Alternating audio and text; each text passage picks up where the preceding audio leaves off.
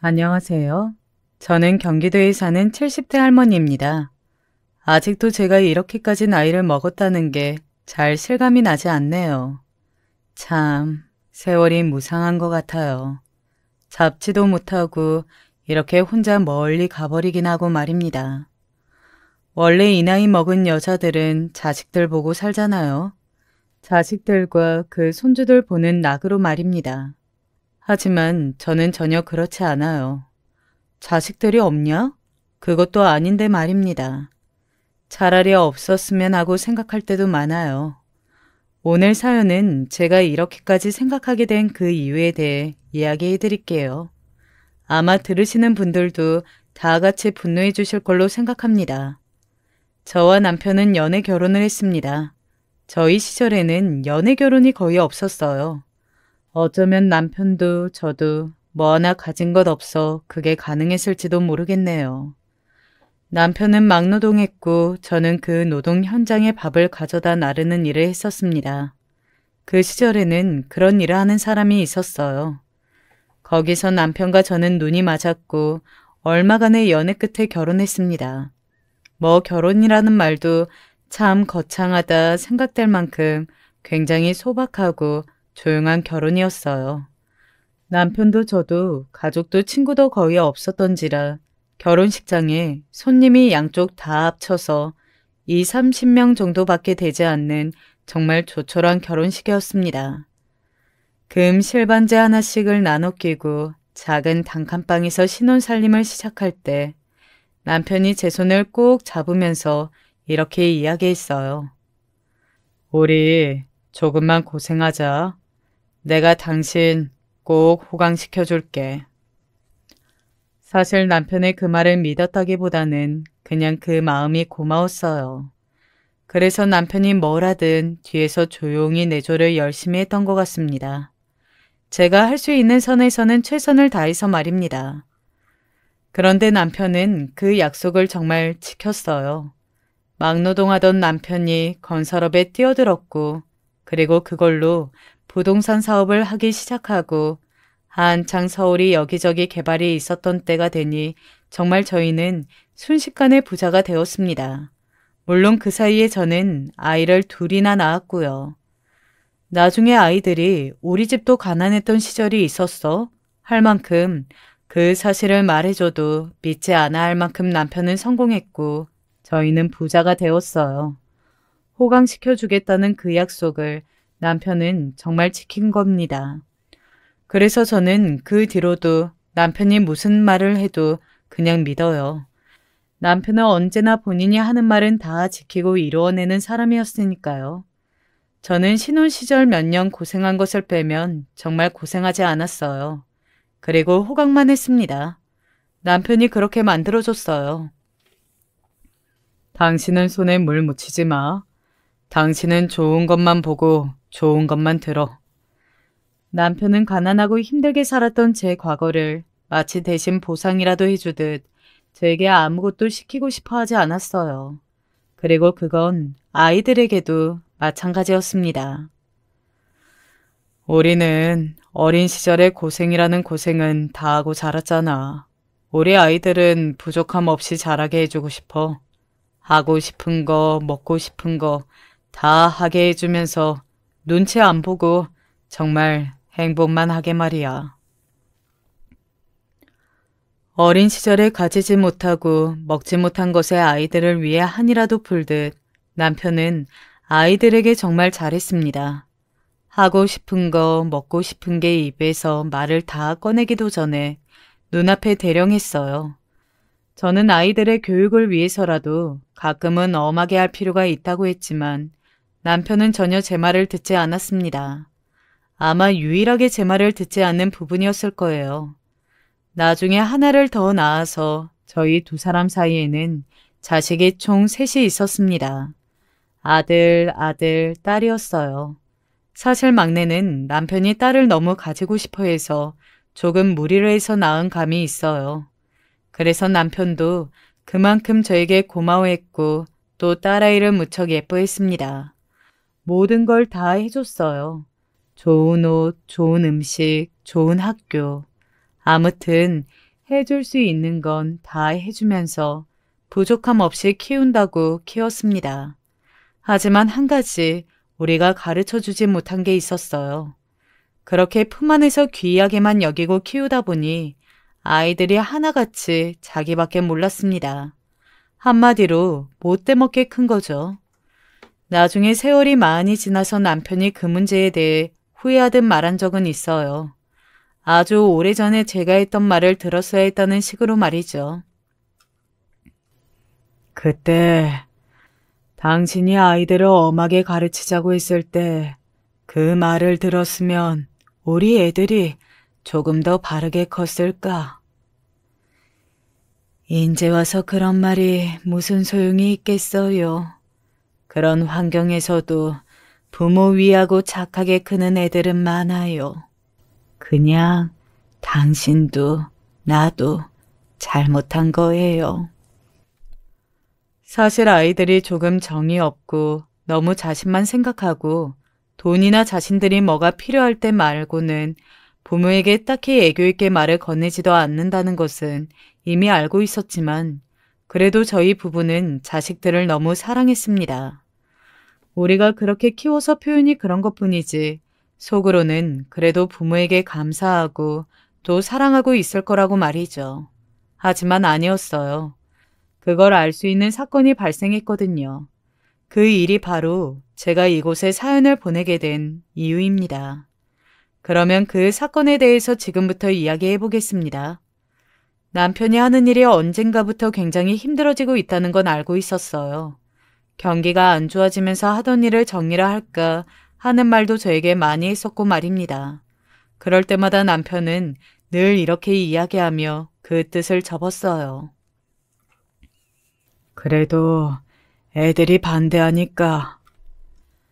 이게 3년 전쯤이었는데 셋 다 시집 장가를 다 간 다음이었거든요.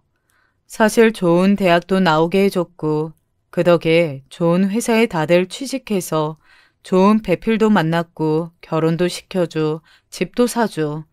이제는 정말 저희 노후 자금만 있으면 된다고 생각했지만 아이들 생각은 달랐습니다. 일 하실 수 있을 때까지는 하셔야죠.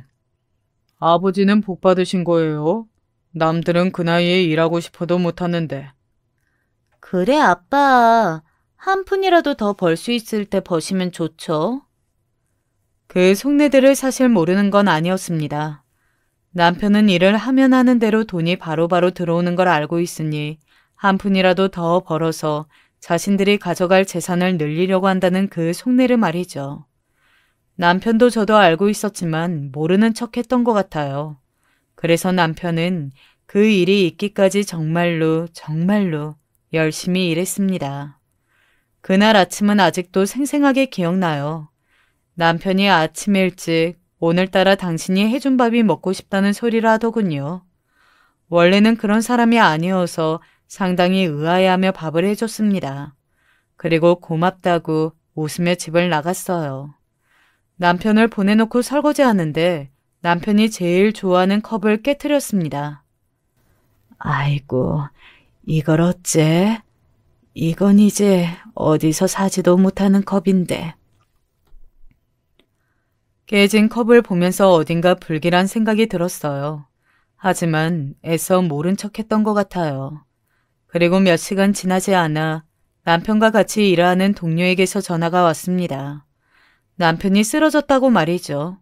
정말 무슨 정신으로 어떻게 병원까지 갔는지 모르겠어요. 정신을 차리고 보니 제가 수술실 앞에서 울고 있더군요. 의식이 돌아오지 않으실 수도 있습니다. 그 이야기를 듣는데 정말이지 하늘이 무너지는 기분이 이런 거구나 하고 생각했던 것 같아요. 정말 제 세상이 한순간에 사라지는 기분이 들었습니다. 아이들에게 연락하고 아들과 딸이 오기만을 기다리면서 그저 손만 덜덜 떨었던 것 같아요. 남편은 갑자기 의식을 잃었다고 했습니다. 뇌출혈이라더군요. 일찍 발견된 편이 아니라 수술 시간도 길어졌고 깨어날지 아닐지도 모르고 게다가 깨어난다고 해도 그 후유증이 상당할 수 있다고 말이죠. 자식들이 다 도착해 그런 이야기를 듣고서는 자기들끼리 뭔가 이야기를 나누는 듯 했어요.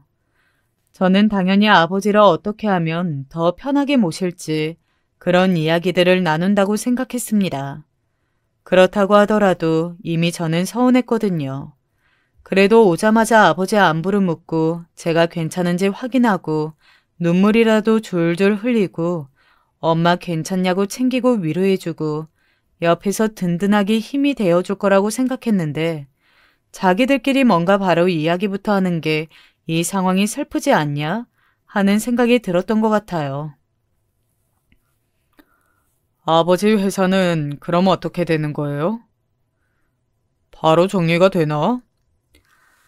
그거 아버지 지분 같은 거 유사시에 어떻게 정리하기로 해둔 건지 정해둔 거 있을 텐데. 보통 사업하면 그런 거 다 정해두잖아.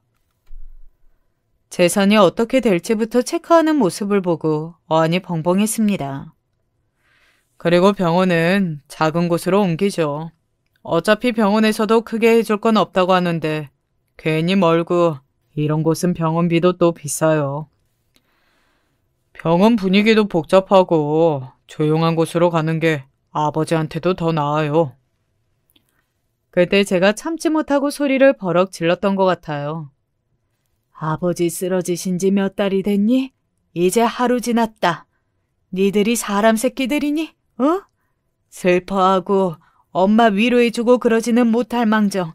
오자마자 아버지 재산에 앞으로 돈 들어갈 걱정부터 해? 누가 너희한테 돈 달랐니? 그제서야 아차했는지 딸아이가 제 손을 슬쩍 잡더군요. 아니, 그게 아니고 우리는 현실적인 부분을 생각한 거지. 엄마 서운하다고 이런 말 한 거 아니에요? 저는 딸아이가 잡은 손을 확 떼어냈습니다. 됐다. 다들 가. 아버지는 내가 돌보고 내가 알아서 한다. 그리고 너희한테 돈 달라고 안 해. 그리고 아버지 돈도 니들한테 안 준다. 이런 못돼 먹은 자식들한테 주려고 니들 아버지 그렇게 고생해서 번 돈 아니야. 어디서 맡겨둔 것처럼 이러고 있어. 니들이 벌었니? 니들 돈이니? 입혀주고 먹여주고 공부시키고 결혼시키고 집까지 다 사줬으면 우리도 할 만큼 한 거니까 이제 니들 인생은 니들이 알아서 살아. 아니 어머니, 그 말이 아니고. 듣기 싫다. 가라니까. 그렇게 큰 소리를 쳐서 아이들을 쫓아냈습니다. 다시는 병원에 오지 말라고 말하고 말이죠. 아마 아이들도 놀라긴 했을 거예요. 늘 소리라고는 지를 줄 몰랐던 엄마가 이렇게까지 화를 낸 건 처음 보니까 말입니다. 그리고 늘 해달라는 건 다 해줬기 때문에 이번에도 하자는 대로 할 줄 알았던 거죠. 돌아가지 않으려던 아이들이 작은 아들이 눈치를 보며 지금은 아닌 것 같다고 하고 큰아들과 막내딸을 데리고 들어갔어요. 아마 오늘은 저를 더 건드려서는 안 되겠다는 판단을 내린 것 같았습니다. 그리고 뭐 자기들끼리 더 상의할 게 있었겠죠. 그 돈을 포기할 애들이 아니니까 말입니다. 아이들이 가고 얼마 지나지 않아 남편 일을 봐주는 변호사분과 회사분들이 오셨어요. 그분들이 오히려 자식들보다 남편 걱정을 더 하더라고요. 이럴 때를 늘 대비했어요. 자기가 일을 너무 열심히 하니까 이런 날이 올지도 모른다면서 말이죠. 아유, 아이고 이 사람아, 이런 날이 올 걸로 생각했으면 왜 자기 몸 하나를 못 보살피고. 남편 손을 잡고 우는 남편의 동료들을 보면서 핏줄보다 낫다는 생각에 마음이 참 많이 슬펐던 것 같습니다. 그리고 이야기를 들어보니 남편이 만약 이런 일이 생겨 회사 일을 돌볼 수 없을 때는 남편이 가진 회사의 지분이나 재산들, 그리고 회사 운영을 어떻게 할 것인지에 대해 여러 가지 이미 합의를 해둔 것들이 있더라고요. 일단 모든 재산은 부인분 앞으로 해두셨습니다. 유사시에는 무조건 다 부인분 앞으로 해두는 걸로 유언장을 작성해 두셨거든요. 돌아가신 게 아니라서 이대로 실행이 되려면 아직 절차상 남은 것들이 많지만 일부는 미리 정리해서 쓰실 수 있도록 해두셨으니 병원이나 당분간 생활비는 걱정 없으실 거예요. 그 이야기를 들으니 다시 한번 눈물이 나더군요. 이렇게 평생을 저와 가족들밖에 모르고 산 사람을 자식이라는 것들이 어떻게 그렇게 할 수 있는지 싶어서 말입니다. 그때 결심했던 것 같아요. 혹시나 남편에게 무슨 문제가 생겨 재산을 제가 다 상속을 받게 되는 날이 오면 아이들에게는 단 한 푼도 물려주지 않고 내 쓸 만큼만 두고 다 기부를 하겠다고 말이죠. 그런 괘씸한 것들에게는 더 이상 줄 게 없다고 결론을 내렸습니다. 당신도 나랑 같은 생각이지? 잠든 듯 누워있는 남편을 보고 혼자 중얼거렸어요. 그런 생각이 아니라고 해도 나는 그렇게 할 거예요. 라는 다짐도 함께 말입니다. 남편은 정말 가족밖에 모르고 일평생을 가족을 위해 헌신을 해온 사람이었어요. 돈을 그렇게 벌어도 평생을 자신을 위해서 쓰는 법이 없는 사람이었습니다. 가난했던 어린 시절에 돈을 모으기만 하고 쓰는 버릇을 들이지 않아 돈 쓰는 방법도 모르겠고 또 돈이 많아도 쓰면 안 될 것 같다고 늘 웃으면서 그렇게 이야기하던 사람이었어요. 그런 사람이 저나 자식들에게 쓰는 건 전혀 아까워하지 않았습니다. 수억을 들여 유학을 보낼 때도 세상 크고 화려한 결혼식을 하고 싶다고 아빠 하며 졸라대던 막내딸에게도 남자는 자고로 좋은 차를 몰아야 한다며 큰아들 작은 아들에게 가지고 싶다는 차도 몇 대씩 턱턱 사줬고 결혼할 때 집도 제일 좋다는 곳으로 해줬고 말이죠. 그렇게 지들 입만 열면 다 해주니까 이것들이 고마운 줄을 모르는 거야. 그게 당연히 자기들 거라고 생각하는 거지. 동생이 병문안에 왔다가 제 이야기를 듣고서는 그 괘씸한 것들 하면서 아이들 욕을 하더군요. 사실 그간 형부나 언니한테 계속 이야기하고 싶었어. 애들한테 정말 그런 식으로 해달라는 거 다 해주지 말라고. 걔들은 아주 애기 때부터 자기가 말만 하면 다 나오니까 그게 당연한 줄 알고 살아서 그렇게 큰 거야. 그래.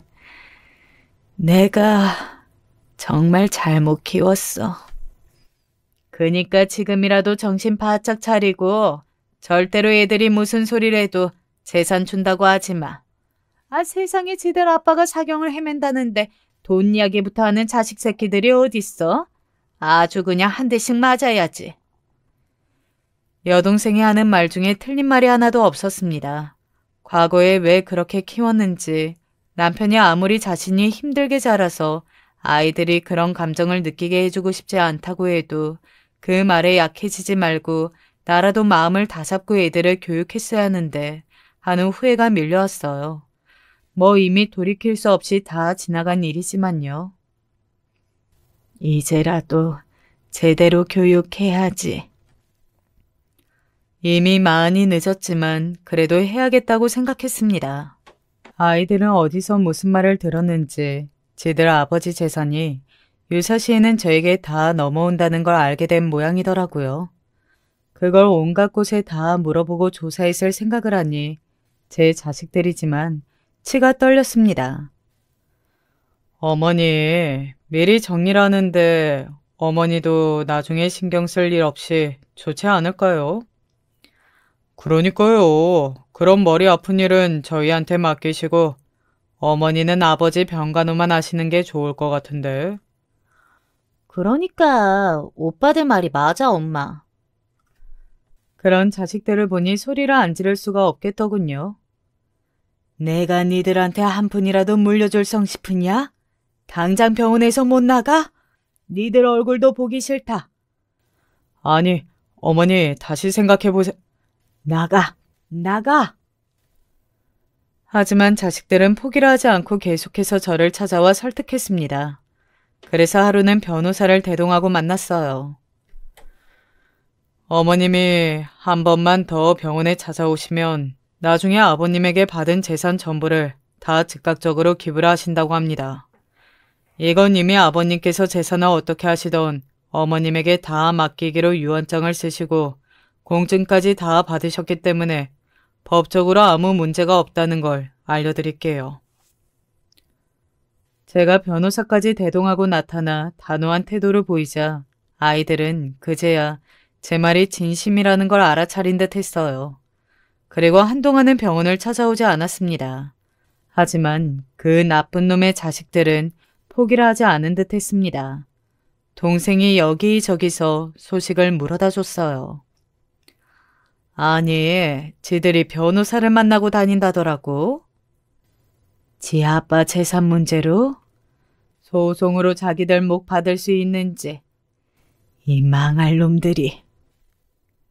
키워봐야 다 소용없고 돈 앞에서는 애비 없다는 말이 내 새끼들 같은 애들을 보고 하는 말이구나 했습니다. 자기 아버지가 저러고 누워있는데 재산 문제로 소송을 걸 생각을 하고 있다는 것. 그 자체만으로 너무 분노가 일었어요. 그렇게 단호하게 이야기했는데도 아이들은 병원으로 주기적으로 찾아와 저를 설득했습니다. 어느 날은 설득하고 어느 날은 사정도 하고 어느 날은 협박도 하고 어느 날은 화도 내고 말이죠. 온 병원에 소문이 났어요. 저 집의 자식들은 부모 돈에 눈이 멀어서 아픈 아버지는 거들떠 보지도 않고 돈돈 거린다고 말이죠. 그쯤 되니 부끄럽고 뭐고 이런 것도 없었습니다. 그냥 아이들이 올 때마다 고성을 질러 쫓아보냈어요.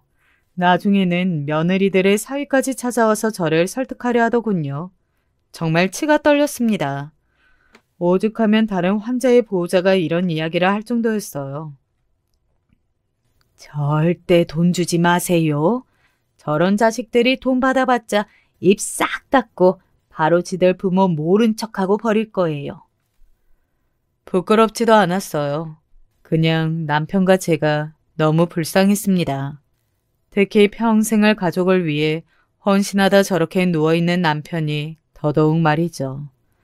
하도 찾아오니 어느 날은 너무 스트레스가 쌓여서 하루 종일 눈물만 나더군요.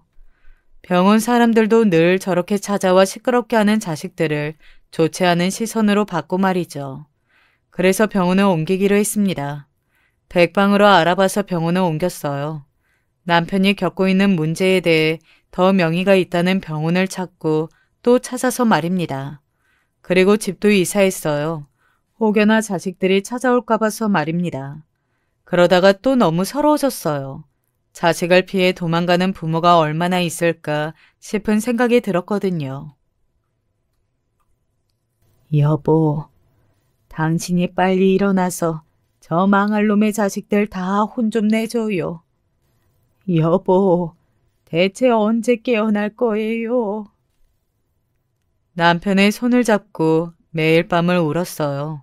그 기도가 하늘에 닿았는지 남편의 몸이 점점 의식이 돌아오기 위한 신호들을 보내고 있다더군요. 자극에 반응하고 손가락을 움직이고 하고 있다고요. 그때부터 희망을 품었던 것 같아요. 남편이 의식이 돌아올 수도 있겠다는 생각에 하루하루 들떴던 것 같습니다. 남편만 정신이 돌아오면 그간 일한다고 자식들 챙긴다고 하지 못했던 것들을 다 할 계획도 세웠어요. 해외여행도 가고 남편이 그토록 해보고 싶었던 봉사활동도 다니면서 조용히 여유롭게 우리 둘이서 말입니다. 그리고 드디어 남편이 의식이 돌아왔어요. 여보. 남편이 처음 눈을 뜨고 저를 불렀던 그 순간을 저는 아마 죽을 때까지 잊지 못할 것 같습니다. 이렇게 기쁠 수도 있구나 라는 생각을 했었거든요. 아마 인생에서 가장 기쁘고 행복했던 순간을 꼽으라면 바로 그 순간이 아닐까 싶어요. 남편은 물론 처음부터 온전하게 모든 정신이 돌아오지는 않았지만 그래도 저도 알아보고 고개도 끄덕였어요. 바로 모든 게 회복되지는 않을 겁니다. 차차 하나둘 돌아올 테니 너무 걱정하지 마세요. 일단 깨어나셨으니 다시 한번 검사를 해볼 수 있는 것들은 다 해보도록 하죠. 남편은 검사도 받고 재활도 시작했어요.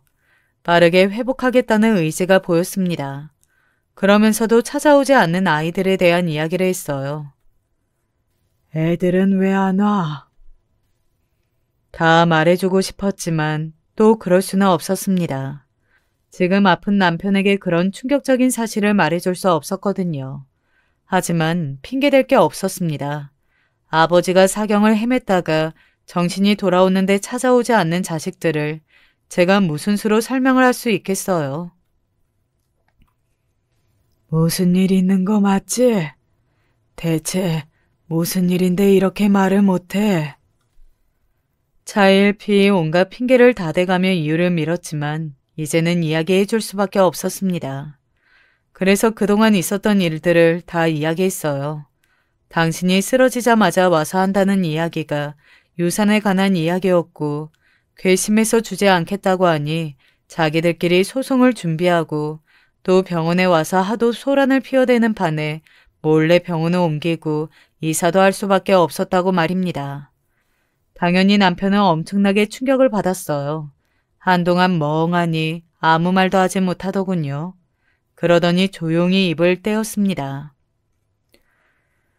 내가 너무 하고 싶다는 거 다 해주면서 키웠나 보네. 당신 탓하지 마. 당신이 혼자 키운 것도 아닌데.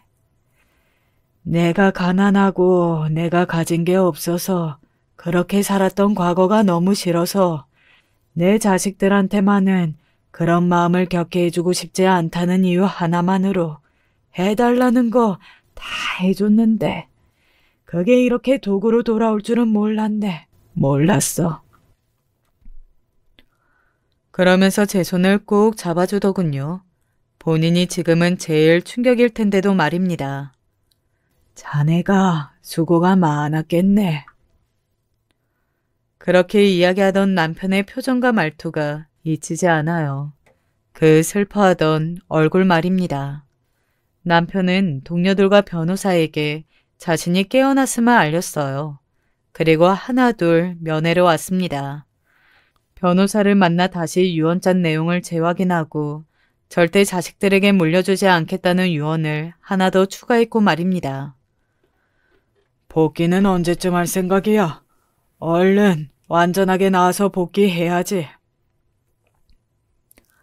아마 남편의 동료분들은 남편을 응원하는 마음으로 그런 말을 했던 것 같아요. 하지만 남편은 의외의 대답을 했습니다. 이제 대원에도 일 안 하려고 아내랑 여기저기 여행 다니면서 좋은 거 먹고 좋은 곳 다니고 모아둔 돈 나랑 아내를 위해 쓰면서 남은 여생 보낼 거야. 오로지 우리 두 사람을 위해서 말이야. 남편은 이제 아득바득 살지 않겠다고 뭘 위해서 이렇게 힘들게 살았는지 모르겠다고 하더군요. 오로지 가족들을 위해서 자식들을 호강시켜주겠다는 일념 하나로 살아온 자신의 모든 세월과 노력이 부정당하는 기분이라고 말이죠. 그런 남편의 허망하고 슬픈 마음이 저에게까지 느껴져서 너무 슬펐던 것 같습니다. 자식들을 향해 소리치고 싶었어요. 니들이 무슨 짓을 했는지 아느냐고 말이죠. 그렇게 변호사와 직장 동료들이 돌아가고 남편과 깊은 대화를 나눴습니다. 결론은 그거였어요. 앞으로 남은 인생은 자식들은 하나도 생각하지 말고 우리를 위해서만 살자고 말입니다. 물론 그런 말을 주고받는 저희 두 사람의 얼굴은 매우 어두웠지만 말이죠. 남편이 깨어나고 재활에서 예전처럼 돌아오고 이제는 남은 돈으로 자식에게 줄 생각은 하나도 하지 말고 우리의 행복을 위해서만 쓰다가 남는 건 기부로 하고 죽자. 뭐 이런 식의 나름 행복한 미래를 꿈꾸고 있을 때였어요. 보호자분, 저랑 잠시 이야기 좀 하시죠. 검사 결과가 나왔다며 저를 먼저 불러댄 의사 선생님의 표정이 어딘가 어두웠습니다. 저는 그런 표정을 본 기억이 있어요. 바로 남편이 깨어나지 못할지도 모른다는 이야기를 들었을 때 그 표정 말입니다. 그리고 들려온 말은 그 슬픈 예감에서 비껴나가지 않았습니다. 검사 도중에 남편분에게 암을 발견했습니다. 네? 암이요? 갑자기 암이라니 믿기지가 않았어요. 의식 없이 가만히 누워있는 사람에게 암이 무슨 이야기인가 싶어서 멍하니 바라봤습니다. 아마 6개월 정도 된 것 같아요. 보통 이런 경우는 잘 없는데 진행 속도가 빠르고 위치도 좋지 않은 데다가 지금 환자분 몸 상태가 수술하거나 할 수는 없는 상태라서 마음의 준비를 하시는 게 좋을 것 같습니다. 갑자기 시한부 선고라니 이 현실이 믿어지지 않았습니다. 그래서 처음에는 이게 꿈인가 했던 것 같아요. 그리고 그 다음에는 분노였습니다. 하늘을 보고 소리쳤던 것 같아요. 일평생 저렇게 고생만 한 사람한테 어떻게 이러실 수 있어요? 어떻게? 남편의 시한부 이야기를 듣고 나오는 길에 주저앉아서 한참을 울었던 것 같아요. 어떻게 남편에게 이렇게까지 세상이 잔인할 수 있는지, 대체 왜 남편에게만 이런 일이 일어나는지 하는 마음의 말입니다. 그리고 그 다음에는 남편이 너무 불쌍해서 슬펐어요. 그 사람의 그 기구한 인생이 너무나 말입니다. 이제는 저 사람한테 정말 나밖에 없어. 옆에 딱 달라붙어서 끝까지 지켜야겠다는 생각을 했던 것 같아요. 그렇게 제 마음은 다잡았지만 한 가지 난관이 있었습니다. 바로 이 사실을 어떻게 남편에게 말해야 할지 정말 감도 잡히지 않았어요. 얼른 재활을 다 하고 검사 결과를 잘 받아서 퇴원해서 저와 여기저기 여행을 다니고 맛있는 걸 먹으러 다닐 생각을 하는 남편을 보고 있으니 어떻게 말을 해야 할지 모르겠더군요. 남편이 잠든 새벽에 남편의 손을 잡고 울었습니다. 그런데 그런 제 손을 쓱 잡는 손길에 너무 놀라 고개를 번쩍 들었어요. 다름 아닌 남편이었습니다. 자네, 왜 이렇게 울어? 여보, 여보, 그게... 제가 아무 말을 하지 못하고 울고만 있자 남편이 씩 웃더군요. 나 다 알아. 남편의 그 말에 순간 굳었습니다. 뭘 알고 있다는 건지 분간이 되지 않았어요. 나 암이라며. 남편은 이미 의사 선생님에게 자신의 병을 이야기 들었더라고요. 요즘 자네가 아무래도 이상해서 내가 가서 물어봤지. 나는 정말 괜찮으니 그렇게 밤마다 울지 않아도 되네. 오히려 편안한 듯 보이기까지 하는 남편의 그 모습에 더 슬퍼졌던 것 같아요. 남편은 이 또한 운명이라면 받아들이겠다고 하더군요. 그리고 그 다음 날부터 바로 항암을 받기로 했어요. 한순간이라도 더 저와 같이 이 생에 있고 싶다고 말이죠.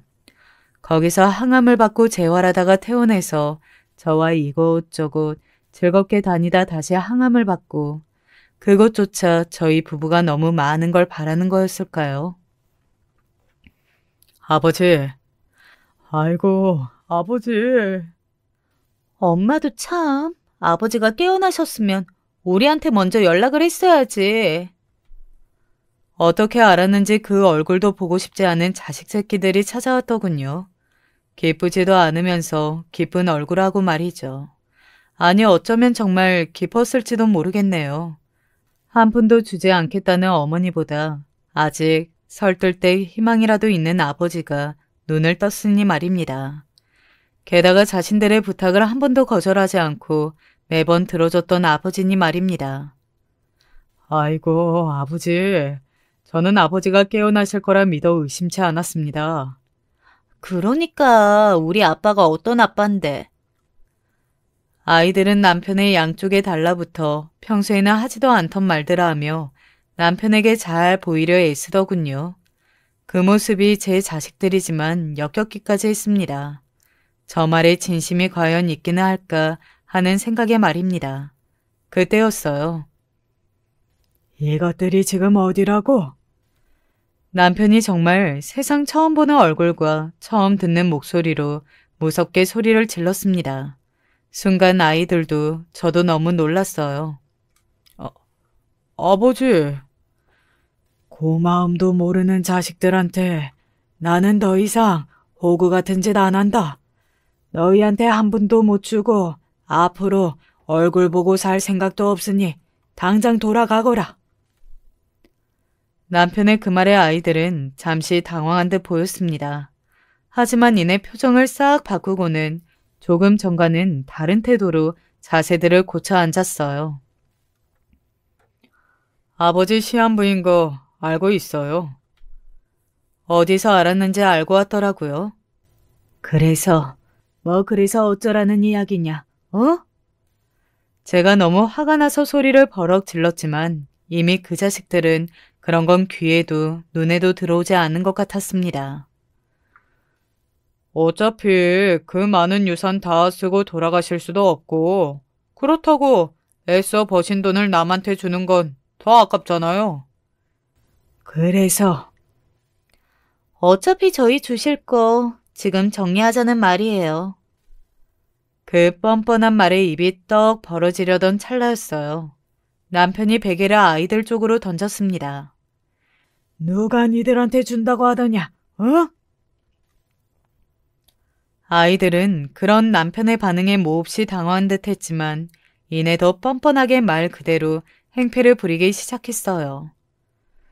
유산 정리나 하고 죽으셔야 자식들끼리 싸움 안 하는 거 모르세요? 너 지금 아픈 아버지한테 그게 할 소리냐? 아프시니까 하는 말 아니에요? 멀쩡하시면 이런 말을 왜 해요? 엄마도 잘 생각해. 우리랑 싸우고 싶지 않잖아? 이제는 막무가내더군요. 그 장면을 보고 있던 병원의 다른 환자들과 보호자들 그리고 직원들도 고개를 절레절레 저을 만큼 아이들은 막무가내였습니다. 니들한테 안 주는 방법 이미 변호사랑 다 이야기 끝냈다. 아무리 싸우고 소송해봐라. 니들한테는 한 푼도 안 가. 그러면 뭐 아버지 돌아가시고 나면 어머니 맨날 찾아가서 달라고 하죠 뭐. 그 말에 저도 남편도 입을 떡 벌렸어요. 아무리 돈 때문에 부모를 저버리는 세상이지만 이렇게 대놓고 눈앞에서 아파서 시한부 판정을 받은 본인의 아버지에게 그런 말을 한다는 것 자체가 너무 현실감이 없었습니다. 믿어지지도 않았고 믿고 싶지도 않았어요. 남편이 주저앉아 울었습니다. 아이고, 내가 자식을 잘못 키워도 너무 잘못 키웠네. 이따위 쓰레기들로 만들어놨으니 해달라는 거 다 해주고 금이야 오기야 키운 게 잘못인 줄은 꿈에도 생각을 못했네. 인간부터 만들었어야 하는 건데, 아이고. 남편의 그런 울음소리를 가만히 보고 듣던 작은 아들의 말에 제가 결국 쓰러졌습니다. 잘못 키우신 보상으로 유산 상속부터 해주세요, 그럼. 바로 그 말의 말입니다. 눈을 떠보니 아이들은 다 가고 없더군요. 제가 쓰러지고 나서 의료진들이 달려왔고 주위의 환자들과 보호자들이 뭐 저런 자식들이 다 있냐고 손가락질을 하며 욕을 했다고 합니다. 아이들은 그런 모습을 잠시 바라보다 그래도 부끄럽기는 한지 자리를 떴다고 말이죠. 다시 금방 온다고 하더라고. 그 망할 놈의 자식들. 그러면서도 남편에게 곧 다시 온다고 하고 갔다더군요. 남편은 도저히 아이들을 용서할 수 없다고 했습니다. 자신의 평생을 부정당하고 배신을 당한 기분이라고 했어요. 남편은 당연히 그런 감정을 느끼고도 남을 만하긴 했습니다. 그만큼 아이들에게 헌신적이었으니 말입니다. 김 변호사 불렀어. 뭐 어쩌려고요. 이미 유산 상속은 하나도 안 가게 해놨잖아요. 줬던 것도 다시 뺏을 수 있는지 한번 물어보려고. 전에 그런 거 봤던 기억이 나서. 그리고 변호사가 와서 물어보니 정말로 미리 상속한 걸 다시 받아낸 판례들이 있고 가능하다고 하더군요. 물론 자식들이 부모에게 막대하거나 명확한 과실이 있을 때만 가능하다고요. 하지만 그 자식들은 이미 병원에서 수많은 행패를 부렸기 때문에 이미 증거는 차고 넘쳤습니다. 충분히 받을 수 있을 것 같아요. 사준 집을 도로 받을 생각이었습니다. 남편이 말이죠. 그렇게 한참을 소송을 준비하던 과정에서 남편의 1차 항암 치료가 끝이 났습니다. 그리고 새로운 집으로 가려던 그 퇴원하던 날 그 자식들이 다시 찾아왔어요. 아버지, 다시 한번 잘 생각해 보세요. 아버지 가시고 나면 결국은 어머니 혼자 남는 건데 저희한테 이러시면 안 된다니까요. 그냥 고집 그만 부리시고 미리 상속해 주세요. 다 늙어서 왜 그런 고집을 부리시는 거예요, 대체? 여태 잘 주시다가. 막내딸의 그 말에 앉아있던 남편이 벌떡 일어나 말했습니다. 그래서 이미 줬던 것도 도로 가져오려고 한다. 남편의 그 말에 아이들이 무슨 말을 하는 건지 눈이 동그랗게 떴어요. 김 변호사 이야기 들어보니 이미 상속한 부분에 대해서도 소송을 하면 돌려받을 수 있다고 하더구나. 나는 니들이 너무 괘씸해서 그냥 못 넘어간다. 이미 줬던 것도 다시 받아야겠어. 자식들은 남편의 그 말에 정말 몹시 당황한 듯 보였습니다. 말까지 더듬을 정도였으니 말이죠. 아니 그게 무슨 말이세요? 도로 달라니 그게 법적으로 가능할 리가 있어? 그니까 그게 무슨 말도 안 되는 소리를. 어? 되네? 휴대폰으로 뭔가를 검색해본 큰아들이 낮은 목소리로 말했고 작은 아들과 막내딸이 일순간 말을 멈췄습니다. 그게 된다고? 아, 말이 돼? 그런 판례가 있다네. 아니 그런 게 어딨어. 줬으면 그만이지. 뭘 다시 가져가? 아버지, 진짜 가져가실 건 아니죠? 진짜 소송 걸 건 아니죠? 당황해서 거의 눈을 까디집고 남편에게 달려들어 물어보는 딸을 남편이 쳐냈습니다. 가지고 올 수 있는 건 다 가지고 올 거다. 이미 김 변호사한테 소소장 작성하라고 해놨으니 너희들은 집에서 얌전히 그 소송장이나 기다려. 내가 도로 다 찾아올 거니까 말이다. 그리고 남편은 짐을 들고 있는 저를 데리고 병실 밖으로 나갔습니다. 뒤에서 개거품을 묻은 아이들의 모습과 비명이 들려왔어요. 정말 참담했습니다. 참담하다는 말 말고는 그 심정을 따로 설명할 단어가 떠오르지 않을 만큼 말이에요. 그렇게 집으로 온 저와 남편은 한동안 아무 말도 하지 못했어요. 그저 멍하니 앉아서 조금 전에 있었던 일을 생각했습니다. 겪고도 익숙해지지 않더라고요. 자식들이 그런 행동을 하는 건 말입니다. 아이들은 다행히도 저희 부부가 새로 이사한 집은 모르는 듯 했어요. 참 슬프죠? 세상에 어떤 부모가 자식들이 집을 모르는 거에 안도하고 다행이라고 생각한단 말입니까? 그걸 깨닫고는 다시 한번 슬퍼졌던 것 같아요. 남편과 저는 그 일을 일부러 서로 이야기하지 않고 최대한 좋은 시간을 보내려 노력했던 것 같습니다. 매일매일 손을 잡고 산책도 하고 맛있는 것들도 먹고 하면서 말이죠. 그러는 동안 변호사가 소소장을 접수하고 아이들에게도 드디어 소장이 간 것 같더라고요. 막내딸에게서 먼저 연락이 왔습니다. 만나자고 말이죠. 내가 집으로 갈 건데? 니들한테 우리 이사한 집 알려주고 싶지 않다. 제 그 말에 딸아이도 어딘가 씁쓸해하는 것 같더군요. 내가 미안해, 엄마. 네가 인제 와서 무슨 소리를 해도 절대 너희한테 재산을 주는 일은 없을 거야. 제 그 말에 저를 가만히 보던 막내딸이 조심스럽게 이야기했습니다. 나중에 아버지 돌아가시면 세월 지나서 후회할 것 같다는 생각이 들었어. 만약에 내 자식이 나한테 그러면 얼마나 충격적일까 하는 생각도 했고, 엄마랑 아버지가 원한다면 절대 아버지의 재산에 대해서 앞으로 이야기하지 않겠다는 각서도 쓰고 다시는 눈앞에 나타나지 말라고 하면 안 나타날게. 상속 반환 소송만 취하해줘. 막내딸은 그 이야기를 하러 온 거였더라고요. 이미 준 것만 다시 가져가지 말아달라는 말입니다. 앞으로 하라는 대로 다 하겠다면서 말이죠. 남편에게 딸아이가 그런 이야기를 하러 찾아왔었다는 이야기를 전했어요. 남편은 처음에는 고민하는 듯 보였지만 결국은 딸아이의 말을 들어주지 않기로 결론을 내렸습니다. 그냥 다시는 아이들을 보고 싶지 않다고 했어요. 남편은 정을 완전히 끊어낸 것처럼 보였습니다. 남편과 저는 그날 뒤로 다음 항암 치료가 있을 때까지 정말 하고 싶은 건 다 하면서 지냈던 것 같아요. 국내지만 짧게 여행도 다녀왔고 말입니다. 그렇게 둘만의 시간을 가지면서 그동안 우리가 얼마나 자식들을 위해 희생하고 살았는지 새삼 깨닫게 되었습니다. 그리고 아이들을 다시 만난 건 바로 법정에서였어요.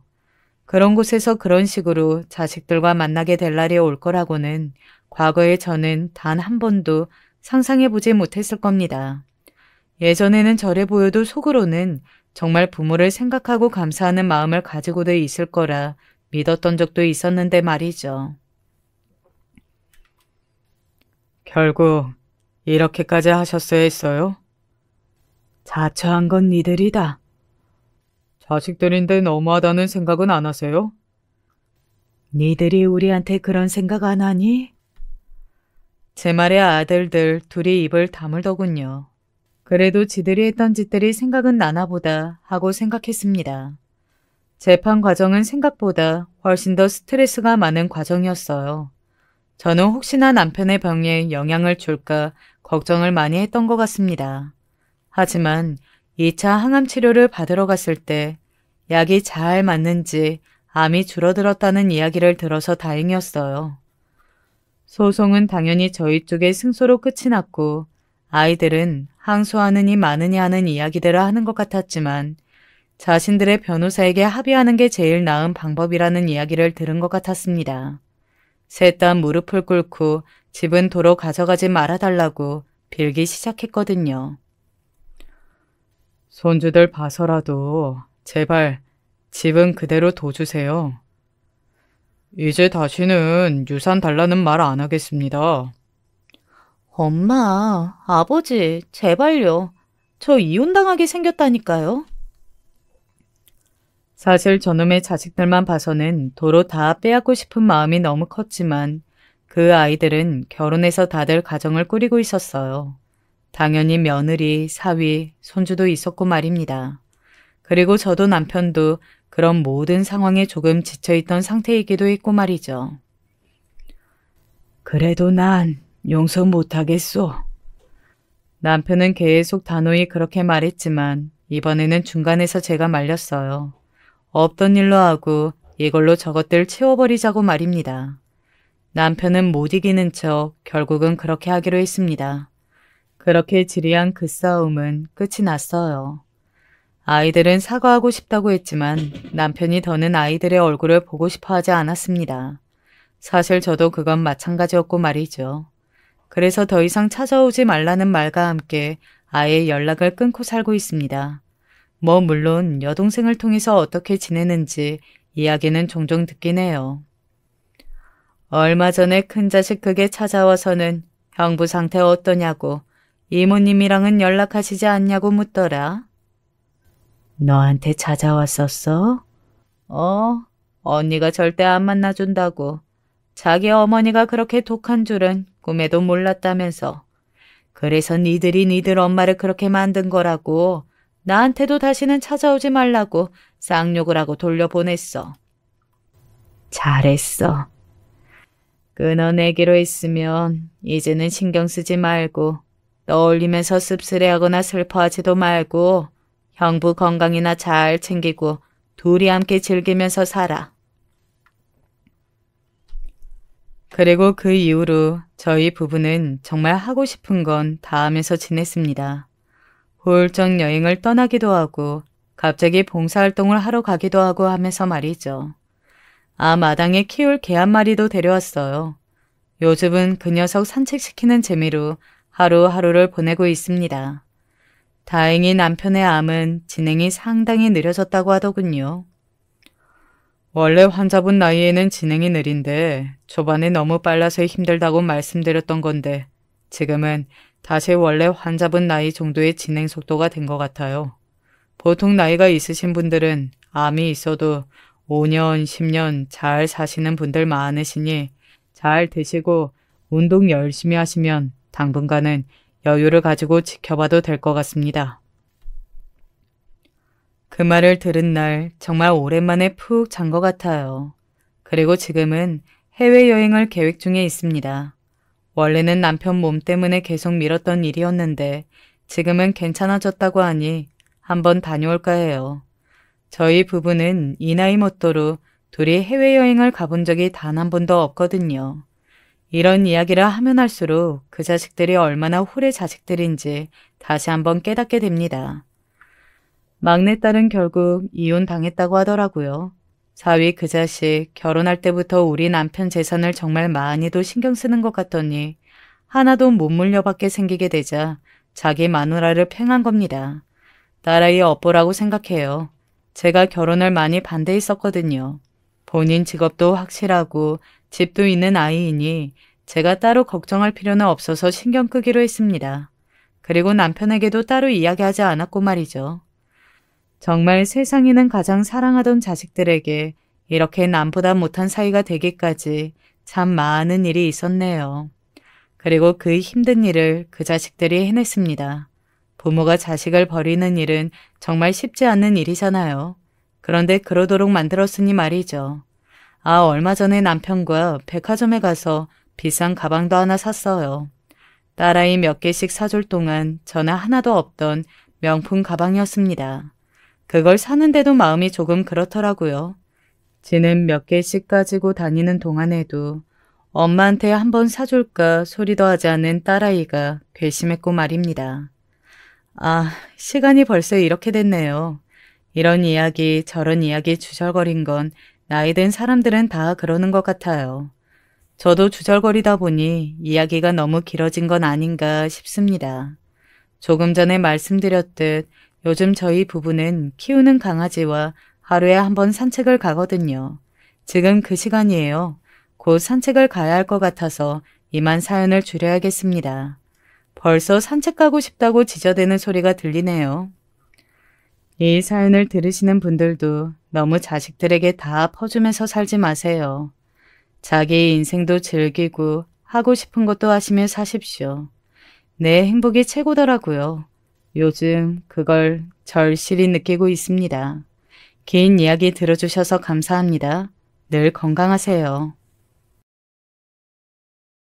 안녕하세요. 저는 30대 여성입니다.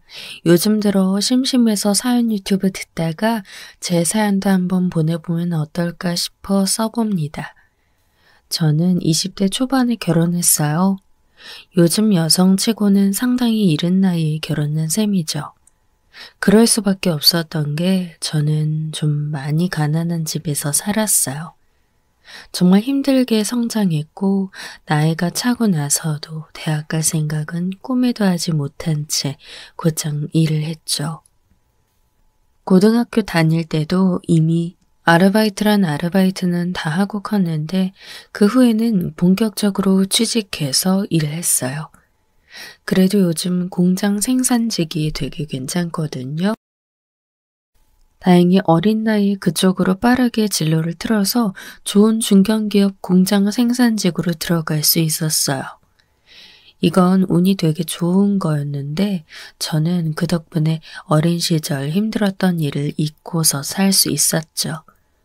집과 트러블이 있던 터라 저희 집, 그러니까 정확히는 저희 아빠와 완전히 연을 끊고 살았어요.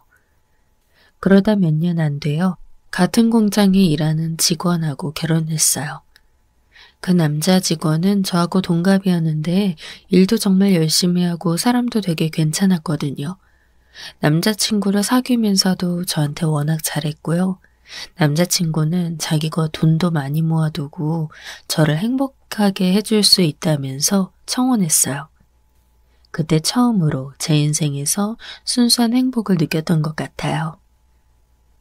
저는 집안하고 거의 연을 끊은 상태라서 부모님이 없는 것으로 치고 산다고 했더니 남자친구는 괜찮다며 저를 시부모님께 인사드리러 데리고 갔죠.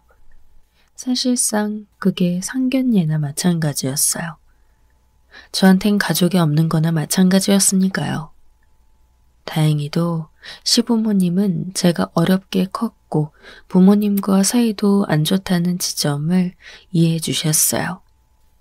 예비 시아버지는 무뚝뚝하고 말수가 없는 분이었는데 저한테도 거의 말씀이 없었죠. 예비 시어머니는 반대로 무척 호탕하고 목소리가 큰 분이었어요. 남자친구한테 물어보니 어머니가 거의 생계를 유지하면서 살아오셨고 게다가 지금은 굉장히 큰 가게를 하고 계신다고 해요. 맛집으로 소문난 국밥집이라고 했어요. 어쩐지 시댁 아파트가 아주 잘 산다는 느낌이 들더라고요. 예비 시댁에 다녀오면서 전 궁금해서 남자친구한테 물어봤어요. 아니, 시댁 정말 잘 사시는 것 같은데 자기는 왜 대학에 진학 안 했어? 나? 나 공부 잘 못했거든. 그리고 우리 어머니 아버지 사시는 거 보면 공부가 그렇게 사는데 중요하질 않더라고. 전 고개를 끄덕였죠. 사실 전 남자친구가 저와 비슷한 조건일 거라 생각해서 그동안 마음 편하게 연애해왔는데 남자친구 집이 너무 잘 살고 가정적으로도 행복해 보여서 좀 위축이 됐어요. 저는 같은 공장 다니고 옷도 허름하게 입고 다니고 해서 당연히 저랑 비슷한 줄 알았죠. 경제적으로 워낙 태어나면서부터 힘들었기 때문에 전 그게 좀 컸어요. 남자친구네 집이 잘 산다고 하니까 그게 일단 힘들었죠. 하지만 남자친구는 저한테 절대 다른 걸 요구하지 않았어요. 그저 같이 행복하게 살아보자고 다른 경제적이나 가정적인 조건 같은 건 중요하지 않다고요. 그런 사람을 만났다는 게 저한텐 정말 큰 행운이었죠. 우린 결혼하고 나서 신혼집을 시댁 근방에 얻었어요. 어차피 전 친정도 없다 치고 살았기 때문에 아예 합가한다 해도 별다른 할 말이 없었어요. 그런데 남편이 도리어 같이 사는 건 싫다고 딱 잘라서 시댁 근처에 아파트를 얻었어요. 남편이 자기가 일을 할 테니 저한텐 일을 그만두라 해서 공장을 그만두게 되었죠. 사실 저는 힘들게 살면서 만난 사람이라 당연히 반자 월세방에서 신혼살림을 시작하리라고 생각했어요. 하지만 남편은 공장에서 일하면서도 다른 생활비가 들 일이 없어 그랬는지 돈을 정말 많이 모았더라고요. 게다가 시댁에서도 아주 시원하게 돈을 많이 보태주셔서 아파트 전세로 시작할 수 있었죠. 대출도 안 끼고 말이에요. 저는 정말 이런 신혼생활이 꿈만 같고 믿을 수 없었어요. 그래서 시어머니한테 잘하려고 노력했고 시댁에 가서 많이 도와드리려고 노력했어요. 저는 신혼생활 시작하면서 시댁에 가서 처음 밥을 먹고 밤 늦게까지 시어머니와 말을 나누며 눈물이 나오더라고요. 어머님, 제가 정말 잘할게요. 아유, 너무 걱정하지 말아라. 너처럼 얌전하고 고운 애가 우리 집에 며느리로 들어온 게 얼마나 다행인데. 시어머니는 호탕하게 웃었어요.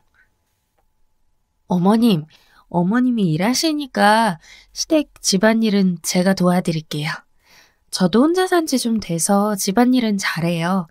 청소나 빨래 그런 거요. 아이고, 됐다 얘.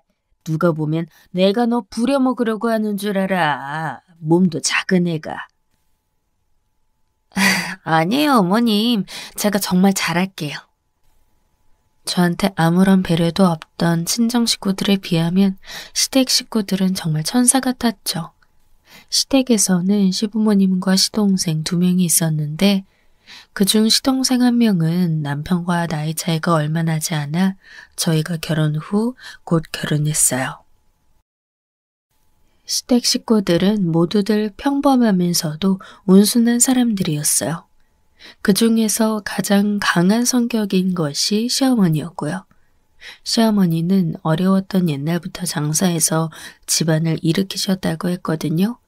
시아버지는 원래 다니던 회사를 그만두신 후 사업해보려고 하셨지만 실패해서 그 후로는 조용히 집안에만 계셨다고 하고요. 지금은 가게에 나가 이런저런 일을 도우시는 것 같더라고요. 우리 엄마 국밥집 되게 유명하거든? 검색하면 바로 나오는 곳이야. 아, 정말? 전 궁금해서 검색 엔진에 쳐봤더니 정말 시어머니 가게가 바로 나왔어요. 방송에도 몇 번 나갔을 만큼 유명한 집이었죠. 운영한 지 벌써 몇십 년이 되었더라고요. 하지만 시어머니가 워낙 바깥에 나가 일을 많이 하시다 보니 집안은 항상 정리정돈이 안 된 상태였어요. 그래서 저는 시댁에 일주일에 3번씩 가서 집안 정리와 청소, 빨래 같은 걸 도와드렸죠. 어머니는 그게 너무 좋았는지 집안이 아주 반짝거린다며 흐뭇해하셨어요. 시아버지도 말씀은 없었지만 조용히 웃어 보이셨고요. 손아래 동서는 아직 어려서 집안일을 잘 할 줄 모르더라고요. 저는 그냥 제가 하겠다고 했어요. 어린 동서가 굳이 시댁 일을 떠맡을 필요도 없거니와 저는 제가 하고 싶어서 하는 거였으니까요. 동서 역시 저한테 고마워했죠. 그렇게 몇 년이 흘렀어요. 그 사이 저는 아이도 낳았고 아이가 이제 초등학교 입학할 나이가 됐죠. 시어머니는 그 사이에 저한테 무척 잘해주셨고 저 역시 잘하려 노력했어요. 그런데 시어머니가 유일하게 저한테 싫은 소리 하시는 게 하나 있었는데 바로 시어머니의 장사 일 때문이었어요. 제가 아이 낳기 전 일인데 시어머니가 저를 불러 물어보시더라고요. 너 혹시 장사할 생각 있니?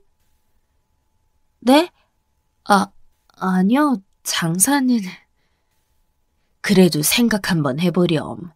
나도 이제 나이 먹어서 슬슬 너희들 중 한 명한테 물려주고 싶단다. 그런데 네가 가장 성실하고 일도 잘하는 것 같아. 시어머니가 그렇게 말씀하는데 전 쉽사리 대답 못하겠더라고요. 전 어색하게 웃으면서 지금은 일단 아니라고 말씀드렸어요. 사실 시어머니는 잘 이해를 못하셨어요. 어머니의 가게는 일단 물려받기만 하면 대박은 약속된 가게라 자식들이라면 누구나 먼저 물려받고 싶어 할 만한 가게였거든요. 제가 그 이야기를 집에 와서 남편한테 했더니 남편도 별 관심 없는 표정으로 어깨를 으쓱거렸어요.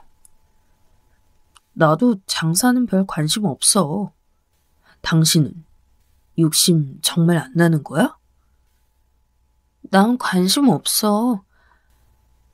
그러니까 하기 싫어, 정확히 말하면. 싫다고? 어머니가 물려주신다 해도? 어머님께는 죄송하지만 난 하고 싶지 않아. 전 한숨을 쉬었어요. 하긴 제가 그렇게 떨떠름하게 말해놨으니 시어머니가 굳이 저한테 더 가게 이어받으라고 하시지 않을 거라고 생각했죠. 하지만 시어머니는 그 뒤로도 꾸준히 저한테 가게를 맡으라고 말씀하셨어요. 의외로 진심으로 제가 장사 잘할 거라고 예상하시는 것 같더라고요. 하지만 전 그 말씀이 달갑지만은 않아서 계속 거절했죠. 아이를 낳고 크기까진 시어머니가 막 심각하게 말씀하신 것은 아니었어요. 어머니도 제가 아이 낳고 키우느라 고생하는 걸 아셔서 그런지 그냥 적당히 말씀만 하고 넘어가셨죠. 하지만 아이가 초등학교 들어갈 나이가 되니 이제 시어머니가 좀 더 강하게 말씀하셨어요. 전 아이 기르는 데 집중하고 싶다고 장사까지 하면 제가 못 버틸 것 같다고 계속해서 거절하니 시어머니가 점점 더 마음이 상하시는 것 같았죠. 나중엔 남편이 와서 이상하다는 듯 말하더군요. 여보, 당신 우리 어머니랑 무슨 일 있어? 아니, 왜? 일은 무슨... 아니, 어머니가 당신 왜 그렇게 적극적이질 않냐고 그러시더라고. 어머니가 전화까지 해서 나한테 그렇게 말씀하시는 거 처음 봐서 말이야. 아, 그게... 전 고민이 됐죠. 그동안 어머니가 계속 장사를 권하시는 걸 남편도 알긴 했는데 요즘 들어 더 심해졌다는 건 말 안 했거든요. 그래서 저는 남편한테 그냥 터놓고 얘기했어요. 남편은 고개를 갸웃했어요. 아, 그래서 어머니가 가게를 동생하고 재수 씨한테 물려줘야겠다고 그러시나? 아, 동서한테? 차라리 동서한테 주는 게 낫겠다고 화를 내시더라고. 전 고개를 끄덕였어요. 하지만 동서는 일을 좀 잘하는 편이 아니라 아마 장사는 힘들 거였어요. 옆에 도와주는 사람이 반드시 있어야 할 거였죠. 하지만 차라리 제 입장에선 동서가 장사를 물려받는 게 나았어요. 정말 전 너무 하기 싫었으니까요. 남편은 그런 제가 좀 이상하다는 듯 말했어요. 그런데 그렇게까지 가게 물려받기 싫어? 이상하다. 다른 사람들 같으면 정말 먼저 물려받으려고 난리였을 텐데. 나 원래 돈 욕심 없잖아. 아무리 그래도 그렇지. 하긴 뭐 장사가 워낙 힘든 일이긴 하지만 말이야. 국밥집 일이 좀 힘들어야지. 전 한숨을 쉬었어요. 시어머니는 그 뒤로 저한테도 직접적으로 말씀하시더라고요. 절 불러다 앉히고서 단도직입적으로 말씀하셨어요. 너 정말 장사 안 물려받을 거니? 어머님. 전 정말 난처했어요. 평소에 제가 그렇게 막 거절을 잘하는 성격도 아니어서 게다가 평상시 항상 잘해주시는 시어머니가 이렇게 세게 말씀하시니까 정말 난감했죠. 시어머니는 몇 년 사이 많이 나이를 드셨고 얼굴에 주름도 많이 늘어났지만 여전히 아주 강한 분이었어요. 내가 정말 힘들게 일구어온 내 일터다. 난 내가 믿을 만한 사람한테 주고 싶어. 정말 소중한 곳이란 말이다. 네, 어머님. 저도 이해해요. 그럼 네가 당장 나와서 일해라. 너도 욕심 좀 내야 해. 집에서 편하게만 있으면 평생 발전이 없다. 하지만 어머님, 전 정말로 힘들어서 그래요. 가게 물려받아서 운영할 자신이 없어요. 왜 자신이 없어? 일자무식꾼도 다 하는 일이다. 내가 알려주는 대로만 일하면 되는 거야. 어머니는 전에 없이 강하게 말씀하셨죠. 하지만 전 자신이 없어서 이 핑계 저 핑계 대며 빠져나오려 했어요. 시어머니는 하지만 다 필요 없다는 듯 강하게 말씀하시더군요. 아니, 너 당장 다음 달부터 일 시작해라. 내 밑에서 그냥 간단한 서빙부터 배워. 그럼 되는 거다. 하지만 어머님. 하지만이고 뭐가 없어. 네가 받아야 한다.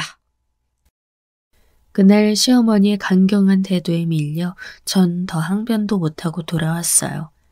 집에 돌아와 한 걱정하고 있는데 남편이 퇴근해서 와서는 제 이야기를 듣고 절 위로하듯 말했어요. 너무 걱정하지 말고 한 달만 해봐. 그러고서 정 안 될 것 같음 그만두든지. 그럴까? 그래. 뭐 한 달 해보고 성이 보인 뒤 안 되겠다고 하면 어머니도 이해하시지 않을까? 그러려나. 전 한숨만 깊어졌어요. 정말 싫었거든요. 하지만 결국 제가 뭐라고 하든 말든 시어머니가 강력하게 주장하셨기 때문에 다음 달부터 일하게 되었어요. 하지만 저는 국밥집에 가서 사람들 상대하고 서빙한다는 게 너무 무서웠어요. 시어머니가 나오라고 한 그날 아침 너무 스트레스 받고 힘들어서인지 어지러워지더라고요. 눈앞이 빙빙 도는데 그래도 시어머니 말씀을 거역할 순 없어서 억지로 가게까지 나갔죠. 제 얼굴이 창백한 걸 본 시어머니는 안 됐다는 표정을 했지만 그래도 별 수 없다며 일을 하라고 하셨어요. 전 어머니 말씀대로 쟁반을 챙겨 서빙하려고 준비를 했죠. 워낙 커다란 국밥집이었기 때문에 직원도 굉장히 많았어요. 2층으로 된 건물 자체가 시어머니의 가게였죠. 직원들은 제 눈치를 보더라고요. 아마 제가 다음 대에 이걸 물려받을 사람이라고 생각하는 것 같았어요. 가게 안에 한가득 고기국 끓는 냄새와 더불어 손님들이 들어오는 소리가 가득 차기 시작하더라고요. 그때가 딱 점심 장사 시작하기 직전이었는데 11시가 되어 문을 열자마자 사람들이 쏟아져 들어오기 시작했어요. 전 그때부터 가슴이 막 뛰더군요.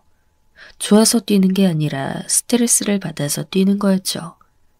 그래도 이왕 왔으니 일을 열심히 해야겠다 싶어 준비하는데 하늘이 빙글 돌면서 휘청하더군요. 전 벽을 잡고 잠깐 기대어 있는데 시어머니가 의아한 얼굴로 다가오셨어요. 왜 그러니? 무슨 일 있어? 아니요, 어머님. 아니요. 그런데 정말 더 이상은 못 견디겠더라고요. 심장은 입으로 튀어나올 것처럼 뛰지, 손발은 차가워져서 저릴 지경이지. 어지간하면 더 있었을 텐데 도저히 더 이상은 안 될 것 같아 시어머니한테 작은 목소리로 사과드렸어요. 죄송해요, 어머님. 뭐가? 저 집에 가볼게요. 뭐라고? 아니, 얘. 저는 시어머니가 잡을 겨를도 없이 얼른 가게에서 뛰쳐나왔어요. 얼마나 급하게 나왔는지 앞치마를 풀 겨를도 없이 그냥 나왔죠. 집까지 오면서도 제가 앞치마를 한 채라는 것도 모른 상태였어요. 아무런 정신도 없이 급하게 허겁지겁 집으로 와서 저는 안락한 저희 집 안으로 도망 들어갔죠. 그제야 핸드폰을 봤더니 시어머니 문자와 전화가 엄청나게 찍혀 있더군요. 저는 그걸 받을 만한 용기도 나지 않아 그냥 핸드폰을 엎어놓고서 침대에 누웠어요. 무서워서 어찌할 도리가 없더라고요. 그날 저녁에 퇴근해 돌아온 남편이 어리둥절한 표정으로 저한테 왔어요. 여보, 오늘도 어머니가 나한테 뭐라고 하시던데 무슨 일이야? 가게에서 도망갔다는 게 무슨 소리야? 왔어? 저는 불도 켜놓지 않은 상태로 학교에서 하교한 아이를 안은 채 침대에 누워 자고 있었어요. 왜 그래? 무슨 일 있어? 남편은 걱정스러운 말투로 묻더군요. 전 아이를 잘 달래서 방으로 가서 재운 후 남편에게 갔어요. 남편은 뭔가 저한테 문제가 있나 싶어서인지 무척 근심스러운 얼굴이더군요. 당신 오늘 무슨 일이 있었던 거지? 어머니가 무척 화내시던데. 오늘 좀 그랬어. 무슨 일인데? 왜 그랬어? 어머니가 가게 나와서 일하라고 하셨는데 현기증이 너무 나서 도망쳤거든. 남편의 얼굴이 어두워졌어요. 남편은 제가 유달리 가게에 나가서 일하는 걸 싫어한다는 걸 알고 있었죠. 이유 말해줄 수 있어? 당신이 힘들지 않다면 말이야. 그게 저는 어린 시절 힘들게 살았던 것을 남편이나 주변 사람들에게 거의 말하지 않았어요. 말해봤자 아무런 도움도 안 되고 제 과거만 까발려지는 듯한 압박감이 들었거든요.